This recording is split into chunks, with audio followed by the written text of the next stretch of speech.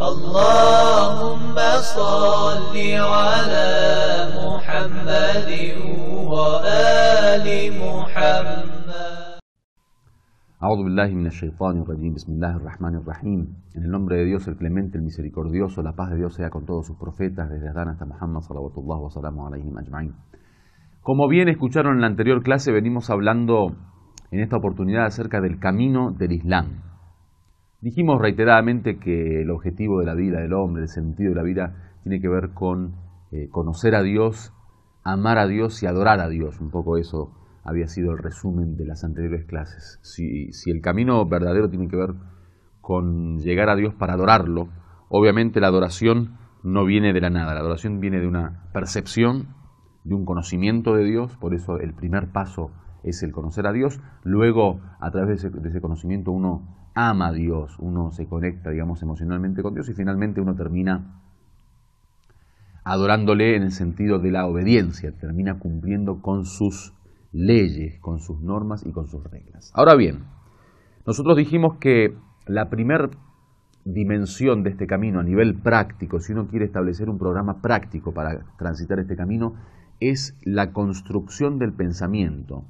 Por lo tanto, dijimos en las anteriores clases que sin tener construido una cosmovisión, una creencia, una fe y una doctrina, es imposible poder interactuar con la realidad, es imposible poder conocerlo a Dios, es imposible poder obedecerle. Entonces, lo que nos interesa en esta oportunidad es hablar de la segunda dimensión del camino. Ya en las anteriores dos clases estuvimos hablando de la construcción del pensamiento y la creencia, que es la primera dimensión.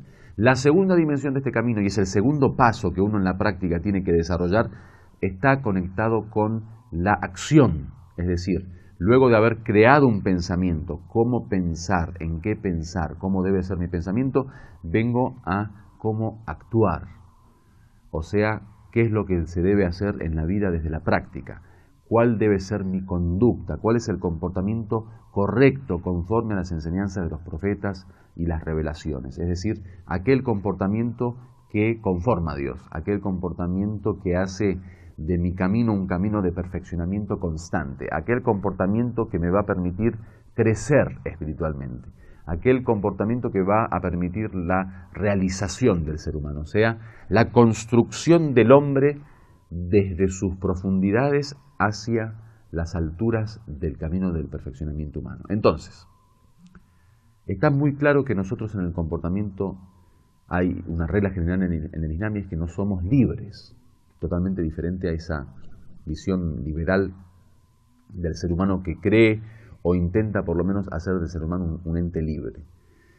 Con esto de que no somos libres no quiero decir que no tenemos libre albedrío, porque el libre albedrío es una realidad que todos nosotros innatamente podemos percibir. O sea, no hace falta ser ni filósofo, ni religioso, ni teólogo para entender que uno por naturaleza nació con la libertad de poder hacer lo que desea, obviamente bajo los límites de su existencia y de la naturaleza y el universo, pero uno en materia de acción es libre. O sea, yo ahora, si quiero mover mi mano hacia la derecha, la muevo; si quiero moverla hacia la izquierda, la muevo; si quiero dejar el lápiz sobre la mesa, lo dejo; si lo quiero agarrar, lo agarro. Es algo normal que uno comprende, digamos, y percibe innatamente, una forma natural.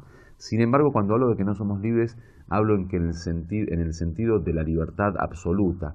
El ser humano en el Islam se siente siervo. Ya venimos hablando en algunas clases sobre la servidumbre, sobre el concepto de la servidumbre, y posiblemente a futuro hablemos ya con más claridad sobre esto de cuál es el estatus de siervo del ser humano, de qué forma se desarrolla esa servidumbre. Lo importante es saber que nosotros no somos libres en el sentido que tenemos que seguir una norma, es decir, se siente limitado el creyente con la norma de Dios, con las reglas de Dios, con esta constitución divina que viene a abarcar todo el movimiento del ser humano en su vida. Es decir, desde que nace el ser humano hasta que muere, hay una serie de normas naturales y reglas naturales que van limitando su existencia y su movimiento en el universo. Del mismo modo, desde la época en que se transforma en un ser responsable, que es lo que llaman el taklif en el Islam, o sea, la edad va entre los 9 y los 15 años según si es niño o niño, desde la edad que uno ya de alguna manera se ha transformado en un ser responsable, en un ser humano responsable ante Dios, es decir, que le es obligatorio cumplir con la ley. Hasta la muerte, ese hombre a nivel legal, a nivel normas y constitución, ya no va a ser un hombre libre, sino va a ser un siervo de Dios.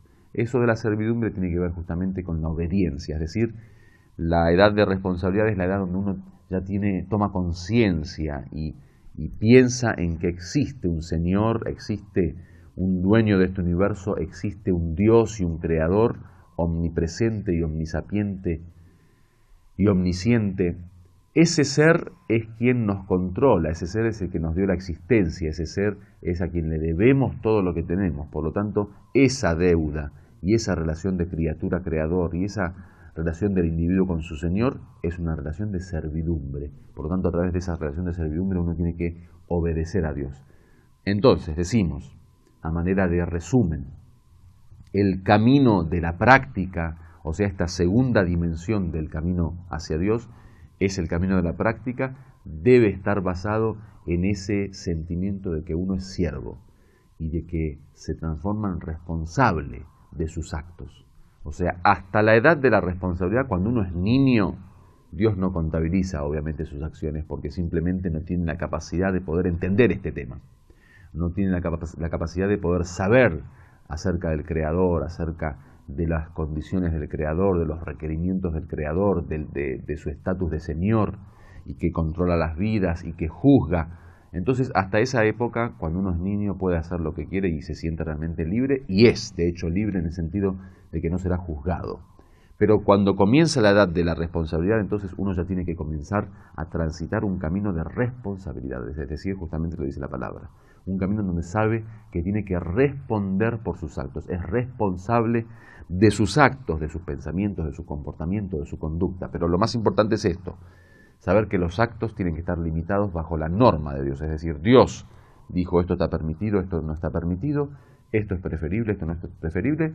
Quizá en la próxima clase hablemos un poco de cuál es el estatus de estos actos, y en base a eso, entonces uno tiene que ir limitando su vida. Por eso el creyente no se siente libre en el sentido de querer hacer lo que quiere, decir lo que quiera, o por ejemplo pensar lo que quiera. No, uno se siente obviamente controlado por Dios, se siente controlado por la ley, se siente controlado por su devenir, por la otra vida, por el castigo, por el juicio que se le hará, y todo eso va limitando poco a poco la vida del ser humano. Por lo tanto, esta segunda dimensión en la vida práctica del hombre, en el comportamiento del hombre, tiene que ver con actuar basado en un estado de responsabilidad. Y ese estado de responsabilidad se basa en un cumplimiento y una obediencia a la ley.